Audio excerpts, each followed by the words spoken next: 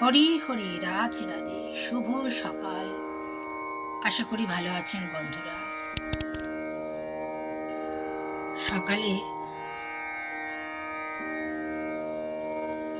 তরমুজ আর কাজু কিশমিশ দিলাম ভোগে।